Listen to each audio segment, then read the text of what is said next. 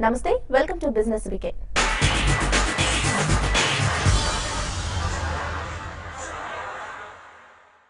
Telecom టవర్ల వ్యాపారంలో majority వాటాను Canada company Brookfield infrastructure group నకు ఆర్కామ్ విక్రయించింది. వాటా విక్రయంతో వచ్చిన 11,000 కోట్ల రూపాయలు రుణాలను తీర్చేందుకు వినియోగించనున్నట్లు ఆర్కామ్ వెల్లడించింది. రిలయన్స్ ఇన్ఫ్రాటెల్ నుంచి ఆస్తులు బ్రూక్ఫీల్డ్ యాజమాన్యంలోని ప్రత్యేక సంస్థకు వెళ్తాయని ప్రకటించింది. విక్రయం అనంతరం మిగిలిన 49% వాటా తమ వద్దే ఉంటుందని తెలియజేసింది. సమీప భవిష్యత్తులో టవర్ అద్దెలు పెరగడం వల్ల తమ వాటాకు మరింత విలువ వస్తుందని ఆర్కామ్ యోచిస్తుంది. దేశీయ ఐటీ దిగ్గజం ఇన్ఫోసిస్ రెండో త్రైమాసికంలో మెరుగైన ఫలితాలను నమోదు చేసింది. మార్కెట్ అంచనాలను తలకిందులు చేస్తూ ఇన్ఫీ రెండో త్రైమాసికంలో 6.1% వృద్ధితో 3,606 కోట్ల లాభాన్ని మూటగట్టుకుంది. అయితే గత ఏడాది 10.5 నుంచి 12% ఆదాయం అంచనా కంటే ఇది తక్కువ. ఇన్ఫోసిస్ ఎనలిస్టులు ఊహించిన దానికంటే మెరుగైన ఫలితాలను నమోదు చేసింది. ఈ ఆర్థిక సంవత్సరం రెండో త్రైమాసికంలో మార్కెట్ అంచనాలకు మించి ఆశ్చర్యకర ఫలితాలను వెల్లడించింది. 6.1% వృద్ధితో 3,606 కోట్ల ఏకీకృత నికర లాభాన్ని, 10% వృద్ధితో 18,070 కోట్ల ఆదాయాన్ని సాధించింది. 17,310 కోట్ల ఆదాయంపై ఈ నికర లాభాన్ని ఆర్జించింది.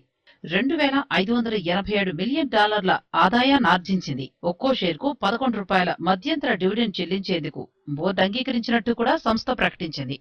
దీంతో పాటుగా కంపెనీ కరెన్సీ పరంగా 8.9 రెవెన్యూ గైడెన్స్ తగ్గిస్తున్నట్టు ప్రకటించింది.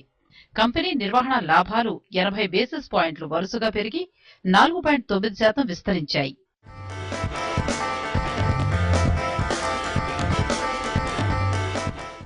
ఆర్థిక సంవత్సరం మొదటి అర్ధభాగం సమీపంలో అనిశ్చిత వ్యాపార దృక్పథ తీరును గమనించిన తర్వాత గైడెన్స్ ను తగ్గించేందుకు నిర్ణయించామని ఇన్ఫోసిస్ సీఈఓ విశాల్ సిక్కా వ్యాఖ్యానించారు. గతేడాది 10.5 నుంచి 12% ఆదాయ అంచనా కంటే ఇది తక్కువ. ఈ ఆర్థిక సంవత్సరంలో ఆదాయం గైడెన్స్ లో కోత పెట్టడం రెండోసారి. ఏడాది ధనత్రయోదశి దీపావళికి కేంద్ర ప్రభుత్వం అమ్మకాలు జరుపుతున్న స్వచ్ఛమైన ఇండియన్ గోల్డ్ కాయిన్లు కొనేందుకు వినియోగదారులు ఎక్కువగా ఆసక్తి కనబరుస్తున్నారు. గతంలో విదేశాల నుంచి అలాగే ఇతర సంస్థల నుంచి గోల్డ్ కాయిన్లను కొనుగోలు చేస్తుండగా గత ఏడాది ప్రారంభించిన ఇండియన్ గోల్డ్ కాయిన్ పథకం ఆదరణ పొందుతుంది.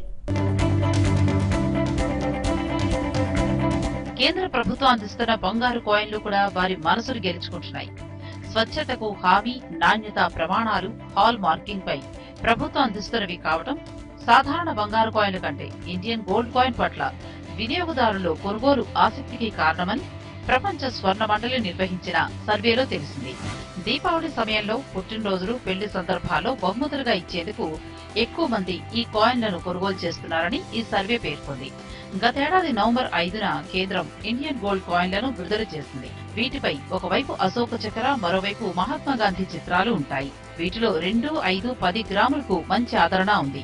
వీటిని ప్రభుత్వ రంగ ఎంఎంటీసీతో పాటు Vijaya bank, Indian overseas bank, Yes bank, federal bank విక్రయిస్తున్నాయి. హైదరాబాద్ లో ట్రేడా ప్రాపర్టీ షోను తెలంగాణ మంత్రి జూపల్లి కృష్ణారావు ప్రారంభించారు. తెలంగాణ ప్రభుత్వం తీసుకున్న చర్యలతో హైదరాబాద్ లో రియల్ ఎస్టేట్ రంగం పుంజుకుంటుందని ఈ సందర్భంగా ఆయన తెలియజేశారు. Telangana real estate developers association 7వ ప్రాపర్టీ షో అట్టహాసంగా ప్రారంభమైంది. ఈ ప్రాపర్టీ షోలో సుమారు 155 స్టాళ్లను ఏర్పాటు చేశారు. 20కి పైగా బ్యాంకులు స్టాల్స్ ఏర్పాటు చేశాయి. తమ అసోసియేషన్ లో 250కి పైగా సభ్యులున్నారు అని, ఈ ప్రాపర్టీ షోను 60,000 మంది సందర్శిస్తారు అని ట్రేడా ప్రెసిడెంట్ దశరథ్ రెడ్డి అంచనా వేశారు. Most of the people they are trying to invest in Hyderabad and ఈ ఇన్వెస్ట్మెంట్ రావడం మనకు not only from other states, we're expecting internationally also. For example many companies are coming. ఒకసారి చూసుకుంటే మనకు 5-6 కంపెనీస్, ఎన్నో ఇంటర్నేషనల్ కంపెనీస్ వాళ్ళ ఆఫీసులు, first office will be in America, next office in Hyderabad. So దానితోని డెఫినెట్గా ఇక్కడ ఉత్సాహము ఎక్కువ ఉన్నది బిల్డర్స్ తరఫు నుంచి. So they are coming up with big projects. దానితోని ఎంప్లాయ్మెంట్ జనరేషన్ జరుగుతుంది. ఆ ఎంప్లాయ్మెంట్ జనరేషన్ జరిగినప్పుడు ఈ ఫ్లాట్స్ కూడా అమ్ముడుపోతాయి. దాంతో రెసిడెన్షియల్ ఫ్లాట్స్ బాగా ఫాస్ట్ గా మూవ్ అవుతాయంటే ఎక్స్పెక్ట్ చేస్తున్నాం. నిర్మాణ రంగం ఎదుర్కొనే సమస్యల్ని పరిష్కరించడానికి ప్రభుత్వం నిత్యం డెవలపర్స్ అసోసియేషన్స్ తో సంప్రదింపులు జరుపుతూ ఉన్నతాధికారులతో చర్చిస్తూ ఫ్రెండ్లీ పాలసీని రూపొందించిందని ట్రేడా ప్రాపర్టీ షోను ప్రారంభించిన సందర్భంగా మంత్రి జూపల్లి కృష్ణారావు అన్నారు. అన్ని రంగాలతో పాటుగా రియల్ ఎస్టేట్ రంగానికి, మీ రంగానికి కూడా రాష్ట్ర స్థాయిలో కాదు, జాతీయ స్థాయిలో కాదు, ప్రపంచ స్థాయిలో ఫౌండేషన్ వేయడం జరిగింది. ఒక the trust has been created. చెప్పిన మాట నిలబెట్టుకొని ట్రాన్స్పరెంట్గా ఈజ్ ఆఫ్ డూయింగ్ బిజినెస్ కూడా పర్ఫెక్ట్గా ఇంప్లిమెంట్ చేస్తున్నటువంటి రాష్ట్రం భారతదేశంలో ఉంది అంటే 100% అది తెలంగాణ స్టేట్ మాత్రమే. This credit goes to honourable chief minister. దీని మూలంగా ఈ క్రియేట్ చేసిన అట్మాస్ఫియర్ కారణంగా డెఫినెట్గా హైదరాబాద్లో ఈ రియల్ ఎస్టేట్ రంగం కూడా పుంజుకుంటా ఉన్నది. నగరం నలువైపుల నుంచి రియల్టర్లు అభివృద్ధి చేస్తోన్న లేఅవుట్లు, ఇండిపెండెంట్ హౌస్లు, అపార్ట్మెంట్లు, గేటెడ్ కమ్యూనిటీలు, హైరైజ్ బిల్డింగ్లు, స్కై స్క్రేపర్లు, మోడ్రన్ విల్లా ప్రాజెక్టులు, ఎక్స్క్లూజివ్ ఎడిషన్ విల్లాలు ఇక్కడ షోలో ప్రదర్శనకున్నాయని ట్రెడా అంటోంది. ఇంటి నిర్మాణంలో అవసరమయ్యే building material, suppliers, furniture, interiors తో స్టాళ్లు షోలో పాల్గొన్నాయి. ప్రముఖ రచయిత్రి సంధ్యా బాలకృష్ణన్ రచించిన ది బేకర్స్ ఆఫ్ హైదరాబాద్ పుస్తకావిష్కరణ కార్యక్రమం హైదరాబాద్ లోని ఇనార్బెట్ మాల్లో ఘనంగా జరిగింది. ఈ పుస్తకాన్ని నిజాం వారసుడు ప్రిన్సెస్ షహామద్ జనాబ్ ఆవిష్కరించారు.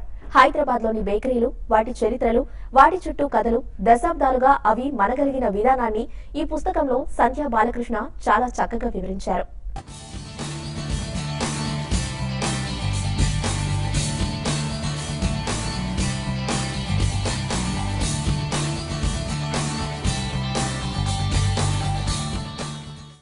Number 1 Telugu news channel TV5 తన సత్తా ఏంటో మరోసారి నిరూపించింది.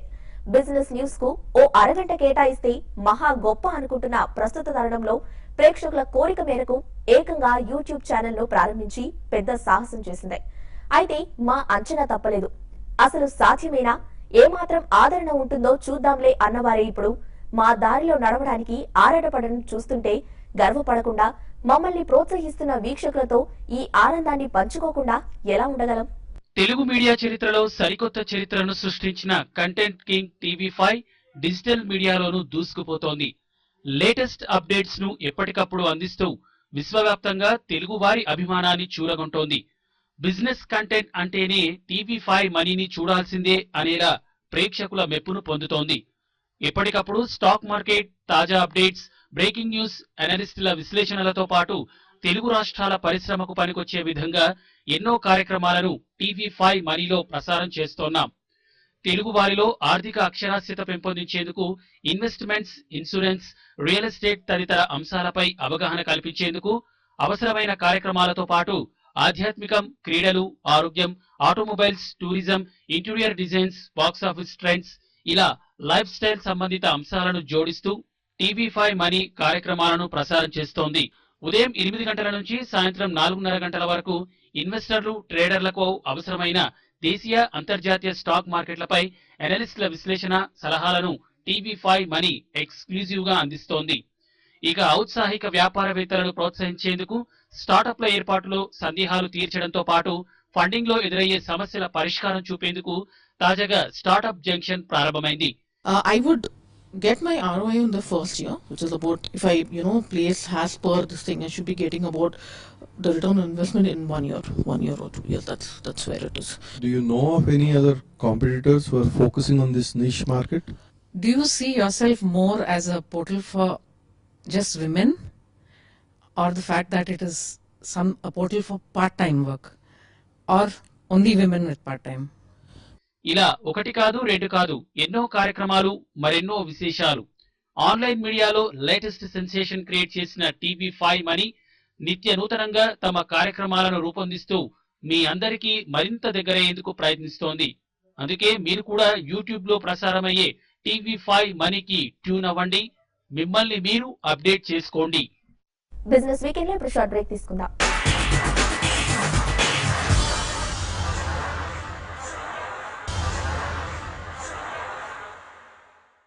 ఇక ఈ వారం స్టాక్ మార్కెట్లపై విశ్లేషణ, అలాగే వచ్చే వారం మార్కెట్లు ఎలా ఉండొచ్చు, F&O రికమెండేషన్స్ కోసం మార్కెట్ అనలిస్ట్ కుటుంబరావు విశ్లేషణను ఇప్పుడు చూద్దాం.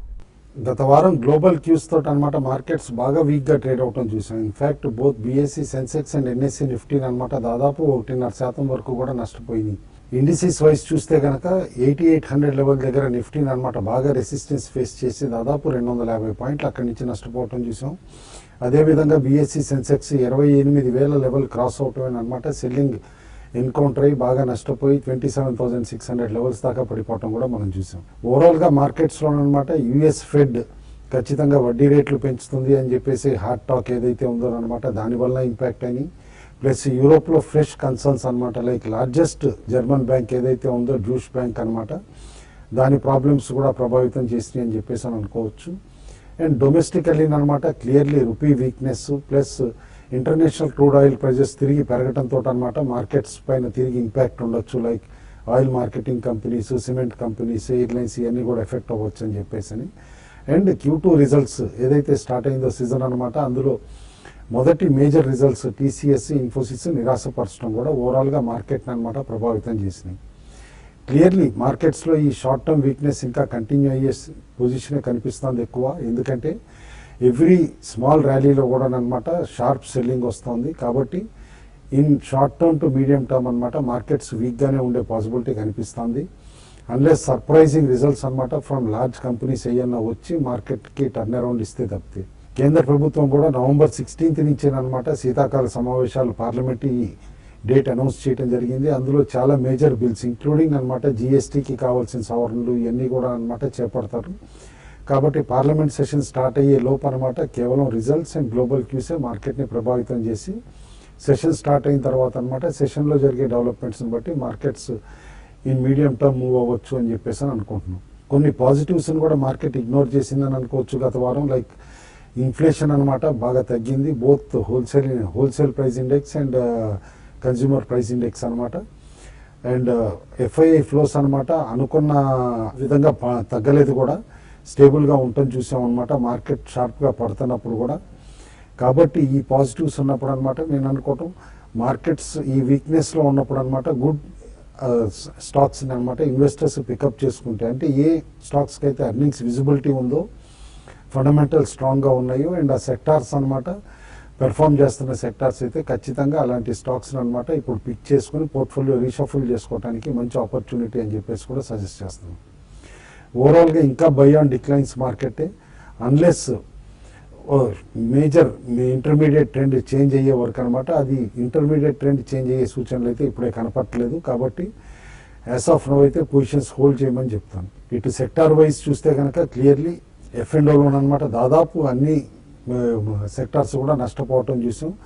సెలెక్ట్ ఫార్మా స్టాక్స్లోను స్పెసిఫిక్ స్టాక్స్లోనే కాస్త బయింగ్ కనిపించింది అనమాట. అదర్వైజ్ బాగా వీక్నెస్సే కనిపించింది ఎక్కువ స్టాక్స్లో, ఎక్కువ రంగాల్లోనూ అనమాట. బై ఆన్ డిక్లైన్స్ కొన్ని స్టాక్స్ సజెస్ట్ చేస్తున్నాం. L&T finance, IRB infra, BPCL, ONGC, Petronet LNG, GAIL, Godrej industries. అదేవిధంగా కొన్ని stocks sell on rallies suggest చేస్తున్నాం. ఆ స్టాక్స్ అనమాట Zee entertainment, TCS, Infosys, HCL tech, HUL, Hindustan lever అనమాట, Apollo tyres, BOB, union bank. Clearly technology stocks కొంచెం weak wicket పైన ఉన్నాయని చెప్పేసి అని అనుకోవచ్చు రిజల్ట్స్ అనుగుణంగా కూడా. కాబట్టి సెల్ ఆన్ ర్యాలీస్ స్ట్రాటజీని అడాప్ట్ చేయమంటున్నాం. ఆయిల్ మార్కెటింగ్ స్టాక్స్ అనమాట కొంచెం స్ట్రెంగ్త్ చూపించవచ్చు హయ్యర్ క్రూడ్ ప్రైజెస్ తోట అనమాట. బట్ డెఫినెట్లీ కొంచెం అప్రమత్తంగా ఉండమని చెప్పేసి చెప్తాను. బయింగ్ మాత్రం ONGCలోను గెయిల్లోను కాస్త లాభాలు ఆర్జించవచ్చు అని చెప్పేసి అని సజెస్ట్ చేస్తున్నాను. ఇండెక్స్ టెక్నికల్స్ చూస్తే కనుక క్లియర్లీ 27,300 దగ్గర స్ట్రాంగ్ సపోర్ట్ సెన్సెక్స్కి వస్తుందన్నమాట. ఆ తర్వాత 27,000 లెవెల్ దగ్గర స్ట్రాంగ్ సపోర్ట్ ఉంది. అదే నిఫ్టీ చూస్తే కనుక 8475 రేంజ్లో అనమాట స్ట్రాంగ్ సపోర్ట్ ఉంది. దాని కింద బ్రీచ్ అయితే 84 కింద 83, 65, 75 వరకు పడే సూచనలు కూడా క్లియర్గా కనిపిస్తున్నాయి. ఆన్ అప్ సైడ్ మాత్రం ఎవ్రీ 300 పాయింట్స్ సెన్సెక్స్కి 100 పాయింట్స్ నిఫ్టీకి అనమాట స్ట్రాంగ్ రెసిస్టెన్స్ ఎన్కౌంటర్ అయ్యే పాసిబిలిటీ కనిపిస్తోంది. ఓవరాల్గా మాత్రం లాంగ్ పొజిషన్స్ ఉన్నాలని మాత్రం స్ట్రిక్ట్ స్టాప్ లాస్ పెట్టుకోమని అంటాను. ఎందుకంటే 27,500 కింద కంటిన్యూస్గా సెన్సెక్స్ ట్రేడ్ అవుతున్నా అండ్ 8500 లెవెల్ తిరిగి అనమాట బ్రీచ్ అయితే కనుక నిఫ్టీ డెఫినెట్లీ షార్ప్ డౌన్ ట్రెండ్కి ఆస్కారం ఉంది. కాబట్టి కొంచెం అప్రమత్తంగా ఉండాల్సి వస్తుంది. లాంగ్ పొజిషన్స్ మాత్రం లార్జ్ పొజిషన్స్ తీసుకోవద్దని చెప్పేసి సజెస్ట్ చేస్తున్నాం. ప్లస్ ఎనీ స్మాల్ ర్యాలీస్ వచ్చినా కూడా వీక్ కౌంటర్స్ దగ్గర నుంచి అనమాట బయటకు వచ్చేసేయమని చెప్పేసి కూడా ఎగ్జిట్ అవ్వమని చెప్పేసి కూడా సజెస్ట్ చేస్తున్నాం. స్పెసిఫిక్ స్టాక్స్కి వస్తే 2 స్టాక్స్ రికమెండ్ చేస్తున్నాం. అందులో ఫస్ట్ మేఘమణి ఆర్గానిక్స్ లిమిటెడ్ అనమాట 50 రూపీస్ దగ్గర ట్రేడ్ అవుతుంది. 100 రూపీస్ వరకు టార్గెట్ సజెస్ట్ చేస్తున్నాం. ఈ కంపెనీకి ప్లాంట్ ప్రొటెక్షన్ కెమికల్స్లో స్ట్రాంగ్ ప్రెజెన్స్ ఉంది. ప్లస్ పిగ్మెంట్స్ యూనిట్ ఉందన్నమాట. అదేవిధంగా సింగపూర్ సబ్సిడరీ నుంచి వాల్యూ కూడా అన్లాక్ అవుతుంది. చాలా నీష్ ప్రోడక్ట్స్ కూడా ఉన్నాయి ఈ కంపెనీకి అనమాట పెస్టిసైడ్ హెర్బిసైడ్ సెగ్మెంట్లో. అండ్ రీసెంట్ పెర్ఫార్మెన్స్ కూడా చాలా స్ట్రాంగ్గా కనిపిస్తుంది. కాబట్టి స్టాక్ని ఎవ్రీ డిక్లైన్లో అక్యుములేట్ చేయమని చెప్పేసి సజెస్ట్ చేస్తాను. 100% రిటర్న్స్ ఇచ్చే పాసిబిలిటీ ఉంది. Second stock Menon pistons limited అనమాట. 220 దగ్గర అట్లా ట్రేడ్ అవుతుంది. ఖచ్చితంగా స్టాక్ 350, 375 లెవెల్స్ రీచ్ అయ్యే పాసిబిలిటీ కనిపిస్తుంది కాబట్టి రికమెండ్ చేస్తున్నాను. ఈ కంపెనీ పిస్టన్స్ తయారు చేస్తుంది, both automobile, different engines and pump సెక్టార్కి అనమాట. అండ్ చాలా వరకు నీష్ ప్రోడక్ట్స్ అనమాట. ఈ కంపెనీ వేరే ఏ కంపెనీస్ కూడా తయారు చేయవు. Technocrat driven company and strong technology strength ఉన్న కంపెనీ అనమాట. అండ్ స్టడీ పెర్ఫార్మెన్స్ ఇస్తుంది గత ఫ్యూ క్వార్టర్స్ నుంచి కూడా. అండ్ ఓవరాల్గా యూజర్ ఇండస్ట్రీలో బోయన్సీ ఉంది కాబట్టి అండ్ ఆపరేటింగ్ మార్జిన్స్ ఇంప్రూవ్ అవుతున్నాయి కాబట్టి ఈ కంపెనీని ఎవ్రీ డిక్లైన్లో బై చేయమని చెప్పేసి సజెస్ట్ చేస్తున్నాం. మిగతా యాక్టివ్ మిడ్ క్యాప్ స్టాక్స్లో కూడా కొన్ని స్టాక్స్ పైన దృష్టి సారించమని చెప్తున్నాం. అందులో JB chemicals, automobile corporation of Goa, Ramco industries, Shiva టెక్సియాన్లో డీమర్జర్ కూడా ఉందన్నమాట. పోస్ట్ డీమర్జర్ అనమాట. స్టాక్ స్ట్రాంగ్ రిటర్న్స్ ఇవ్వచ్చు అని చెప్పేసి కూడా రికమెండ్ చేస్తాను. ఇటు ప్రెషియస్ మెటల్స్కి వస్తే కనుక క్లియర్లీ రేంజ్ బౌండ్ యాక్టివిటీనే కనిపించింది. ఎందుకంటే ఇంటర్నేషనల్ లెవెల్స్లో కూడా అనమాట బంగారం $1,250 పర్ ఔన్స్ దగ్గరేనమాట ట్రేడ్ అవుతుంది నేరో మార్జిన్లో. కాబట్టి మన దగ్గర కూడా అనమాట వెరీ నేరో ట్రేడింగ్ రేంజే ఉండొచ్చు. అన్లెస్ ఫెస్టివల్ సీజన్ బూస్ట్ ఇస్తే తప్పితే, బూస్ట్ ఇచ్చినా కూడా అనమాట అన్లెస్ గ్లోబల్ మార్కెట్స్లో సిగ్నిఫికెంట్ ఇంప్రూవ్మెంట్ వస్తేనే పెరుగుతుందని చెప్పేసి అని అనుకుంటున్నాను.